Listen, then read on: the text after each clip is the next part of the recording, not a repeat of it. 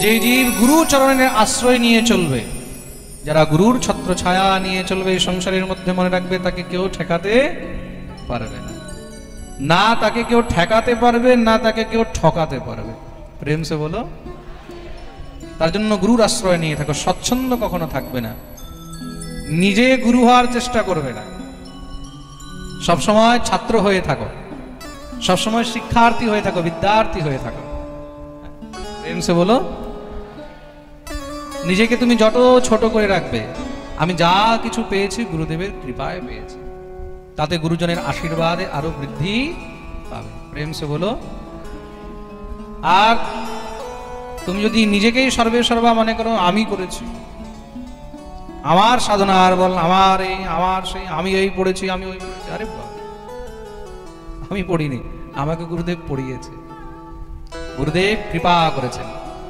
শ্রী সুখদেব প্রভু একবারও বলেননি আমি ভাগবত পড়েছি, সুতজি মহারাজ একবারও বলেননি, তিনি কি বলেছেন? পিতামেরো মহর্ষণ, আমার পিতা আমাকে কৃপা করেছেন। শ্রী বলদেব প্রভু আমাকে কৃপা করেছেন। শ্রী সুখদেব প্রভু কি বলছেন? সুখদেব প্রভু বলছেন এই ভাগবত আমার পিতা আমাকে প্রদান করেছেন, মহর্ষি বেদব্যাস প্রদান করেছেন।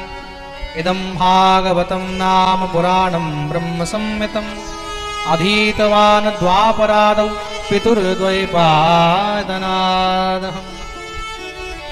আমার পিতা মহর্ষি দ্বৈপায়ন বেদব্যাস, তিনি আমাকে কৃপা করে ভাগবত প্রদান করেছেন। প্রেম সে বলো।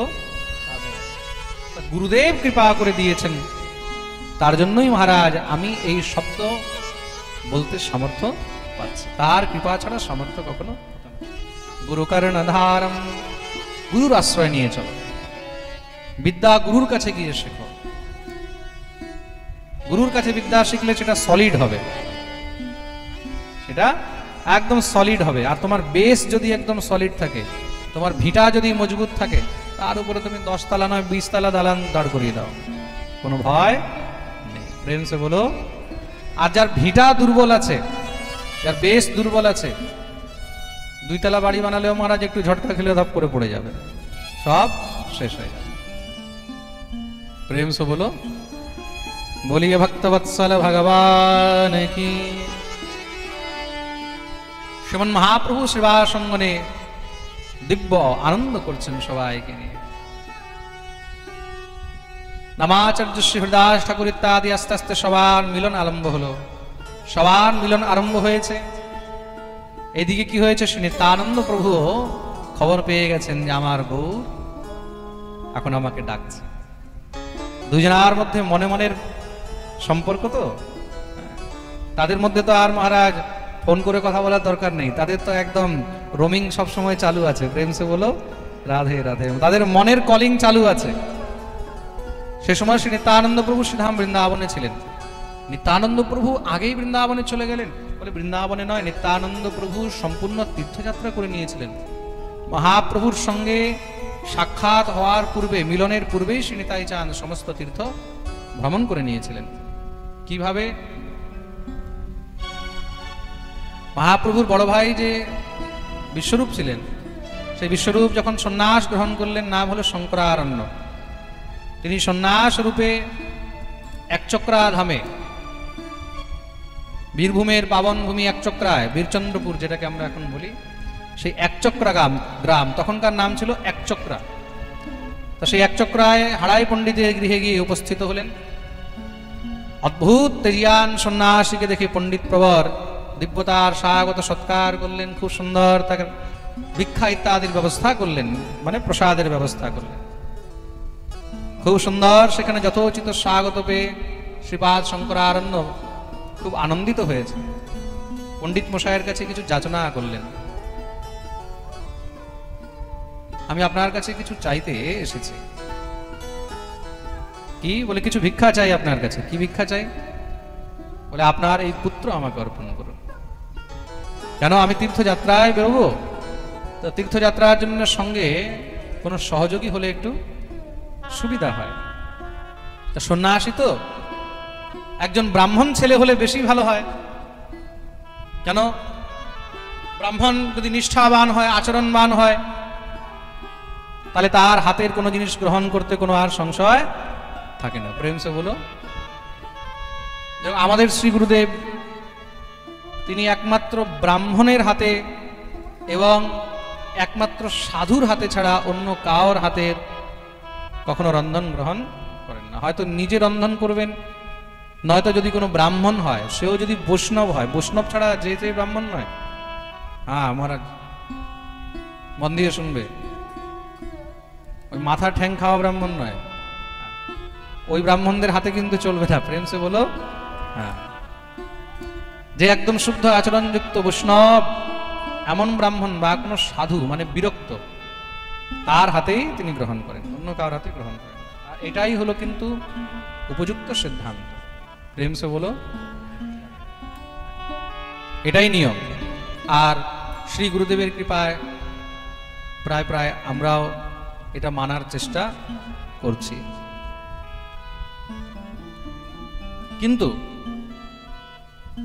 এখানে শঙ্করারণ্য যখন সেই পুত্রকে চেয়েছেন, তখন হাড়াই পণ্ডিত তো শুনেই একদম কম্পন আরম্ভ হয়ে গেছে, শরীর কাঁপতে লেগেছে। কি করে পুত্রকে দেব? হাড়াই পণ্ডিতের পুত্রদের মধ্যে সব থেকে বড় ছিলেন নিতাই, নিত্যা।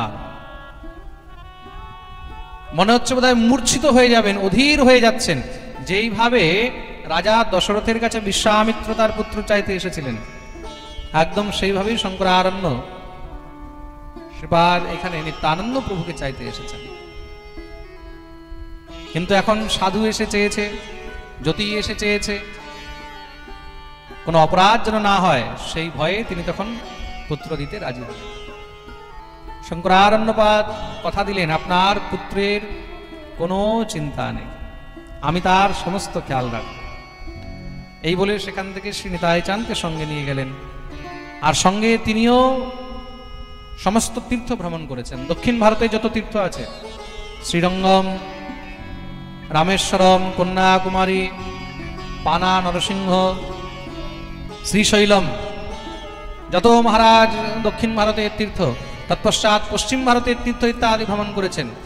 শ্রী পণ্ডরীনাথ দর্শন, মহালক্ষ্মী দর্শন, শ্রী গণপতি দর্শন ইত্যাদি করে, মহিষ্মতি পুরী দর্শন, এইগুলো করে তৎপশ্চাৎ তিনি ওইদিকে আবার গঙ্গোত্রী, যমুনোত্রী, কেদারনাথ, বদ্রীনাথ, হরিদ্বার, ঋষিকেশ, এগুলো সব দর্শন করেছেন। এক একটি তীর্থ ভ্রমণ করেছেন। পুষ্কর, প্রয়াগ, কাশী, গোদাবরী, নাসিক, এগুলো সব ঘুরেছেন। শ্রীধাম, বৃন্দাবন গেলেন, মথুরা গেলেন, মধুপুরী গেলেন। এগুলো সব দর্শন করে শ্রী নিতাই চাঁদ আগেই কিন্তু তীর্থাটন সম্পূর্ণ করে নিয়েছিলেন। প্রেম সে বলো। শ্রীমন মহাপ্রভু এখন পূর্ণ আবেশে এসে গেছেন। নিতাই চাঁদ আর দেরি করলেন না। কেন? নিতাই চাঁদ বুঝে গেলেন এখন আমাকেও সেখানে গিয়ে সম্মিলিত হতে হবে, সঙ্গ দিতে হবে। শ্রী নিতাই চাঁদ এসে উপস্থিত হয়েছেন নবদ্বীপে, কিন্তু চুপচাপ এসেছেন। নিতাই চাঁদ পূর্বেও নবদ্বীপে কয়েকবার এসেছেন। নিত্যানন্দ প্রভু কিন্তু সেই গৌরহরির থেকে বয়সে বড়। প্রেম সে বলো। এই জিনিসটা মনে রাখবেন। কিন্তু শ্রী নিতাই চাঁদ পূর্বেও কিন্তু এসেছেন, কিন্তু পূর্বে যখন নিতাই চাঁদ এসেছেন তখন চারদিকে খুব চর্চা হয়েছিল। নিতাই চাঁদ অবধূত বলা হয় তো ওনাকে, অবধূতের মতন চারদিকে একদম গর্জন তর্জন করে সব মহারাজ ঘুরে বেড়িয়েছে। আর এইবার চুপচাপ নিতাই চাঁদ এসে নন্দনাচার্যের গৃহে নিবাস করলেন। কোনো চর্চা করেননি, কাউকে কোনো খবর দেননি। কেন? শ্রী নিত্যানন্দ প্রভু মনে মনে ভাবলেন, যদি সত্যি আমার হরি হয়, যদি সত্যি আমার ঠাকুর হয়, তাহলে আমাকে যেতে হবে না, সে আপনি আপ আমার কাছে দৌড়ে চলে আসবে। আর এটাই হলো তার পরীক্ষা।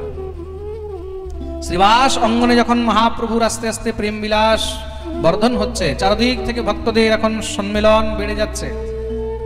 অদ্বৈতাচার্যের কাছে যখন এই খবর গেছে, শ্রী অদ্বৈতাচার্যও কিন্তু গৌরহরির পরীক্ষা নিয়েছিলেন। অদ্বৈতাচার্য মনে মনে ভাবলেন, যদি সাক্ষাৎ গৌর অবতার হয়, যদি আমার হরি হয়, তাহলে তার পরীক্ষা করব।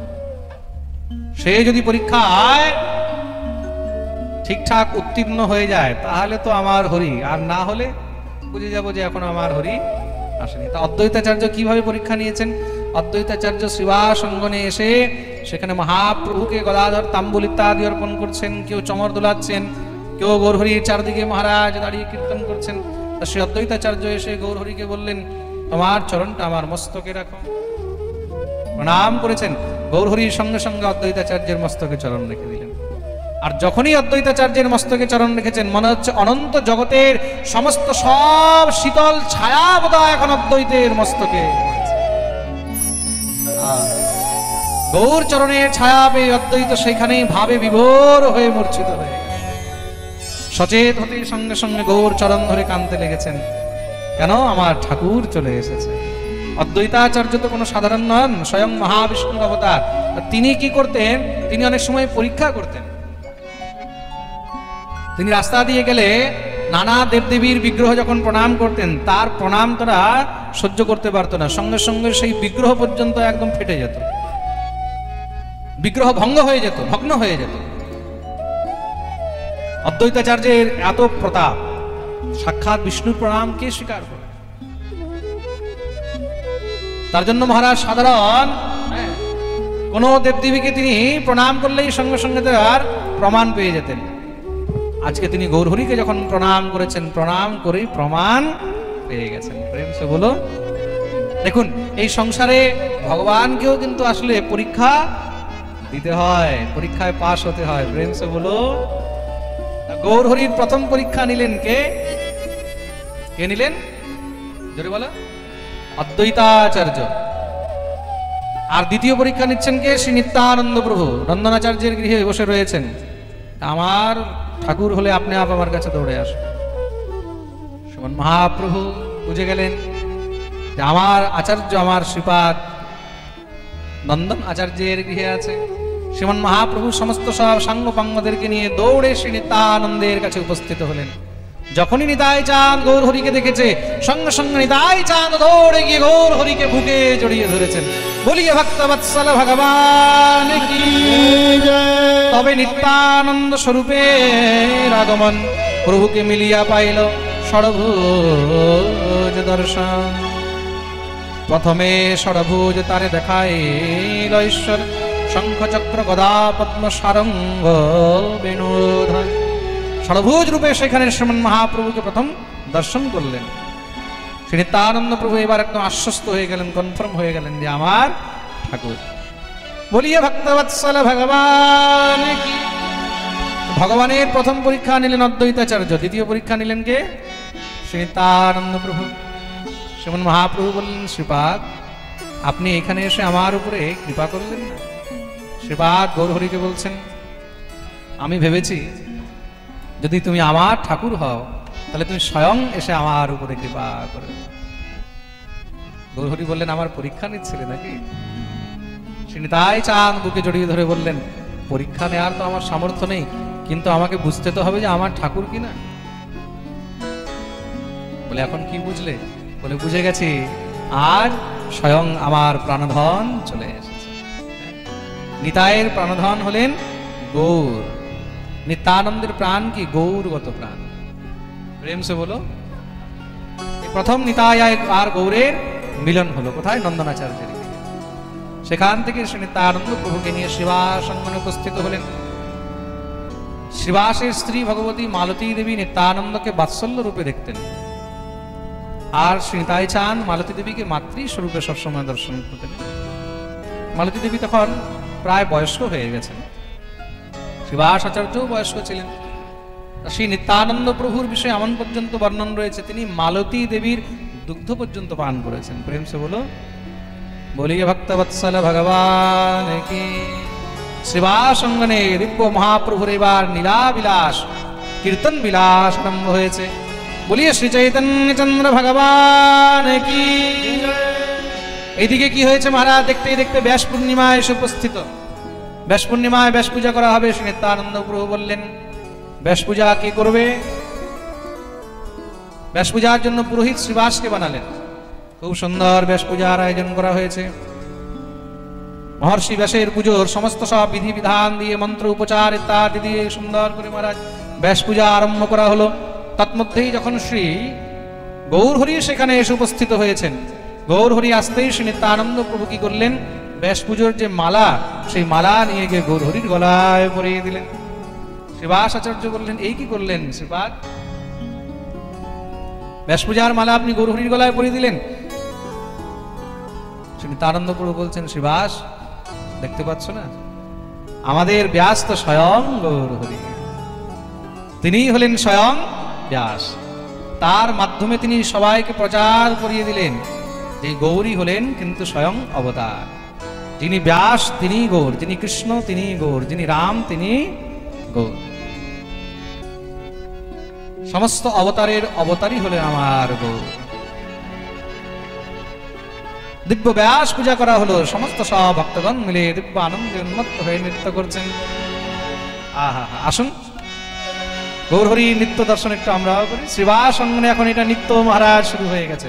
নিত্য এইভাবে ভগবত নাম সংকীর্তন হয়, ভক্তদেরকে নিয়ে কীর্তন শুরু হয়।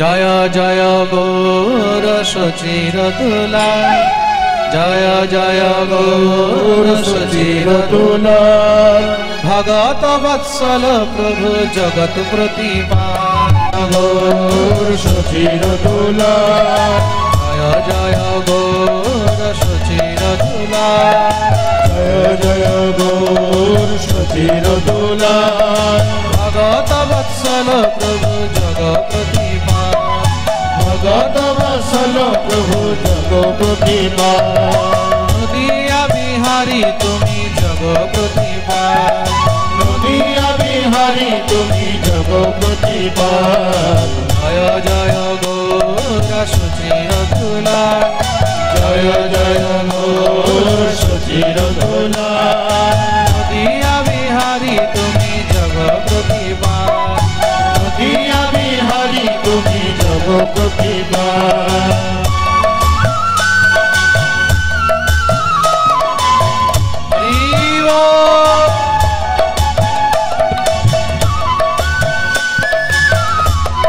सचीर दुलाल की जगो प्रतिपाल की।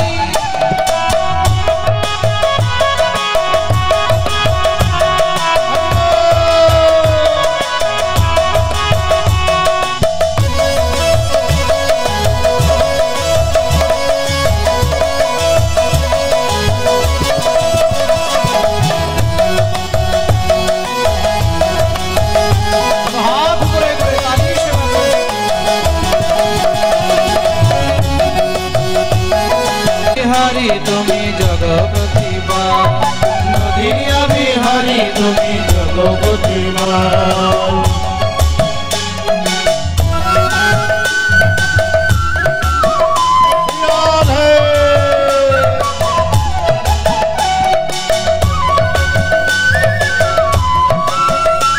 भक्तवत्सल भगवान की जय हो।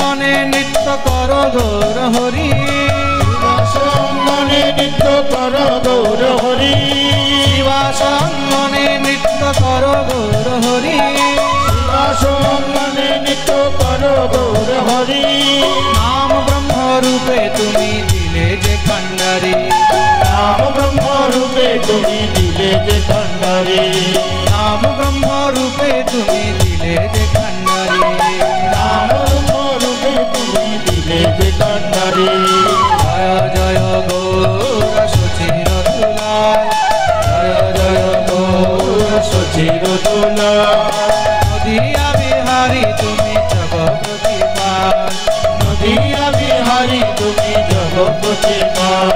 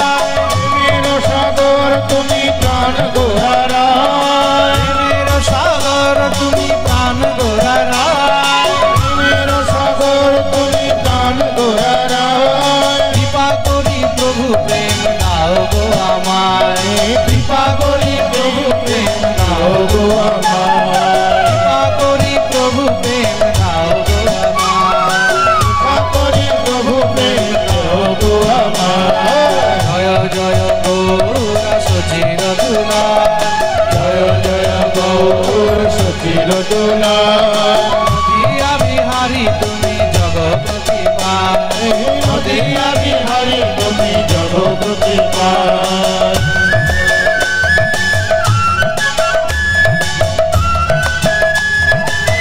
হরি বল।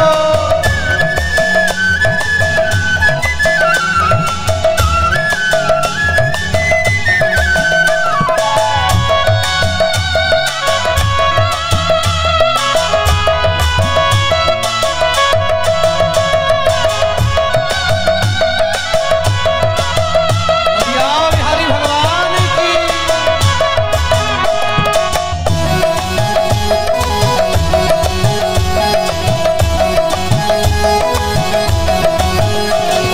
श्री कृष्ण चैतन्य प्रभु बड़ दयामय, শ্রী কৃষ্ণ চৈতন্য প্রভু বড় দয়াময়, कृष्ण चैतन्य प्रभु बड़ दयामय, শ্রী কৃষ্ণ চৈতন্য প্রভু বড় দয়াময়। गोविंद चरणे जेन रति मोर হয়, গোবিন্দ চরণে যেন রতি মোর হয়, गोविंद चरणे जेन रति मोर হয়। গোবিন্দ চরণে রতি মোর হয়। জয় জয় গৌর সচির দুলা, জয় জয় গৌর সচির দোলা, নদিয়া বিহারী তুমি জগৎপতি পায়, নদিয়া বিহারী তুমি জগৎপতি পায়, নদিয়া বিহারী তুমি জগৎপতি পায়। নদিয়া বিহারী তুমি জগৎপতি পায়। জয় জয় গৌর সচির দুলা, জয় জয় গৌর সচির দোলা, নদিয়া বিহারী তুমি জগৎপতি পায়, নদিয়া বিহারী তুমি জগৎপতি পায়, নদিয়া বিহারী তুমি জগৎপতি পায়, নদিয়া বিহারী তুমি জগৎপতি পায়। ও জয় গৌর হরি, জয় গৌর হরি, জয় গৌর হরি, জয়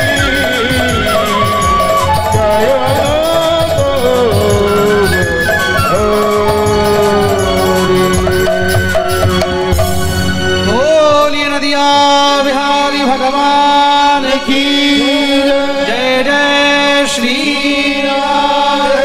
निताई गौर हरि সবাই নিজের নিজের জায়গায় বসে যাবেন, যারা যেখানে আছেন সেখানে।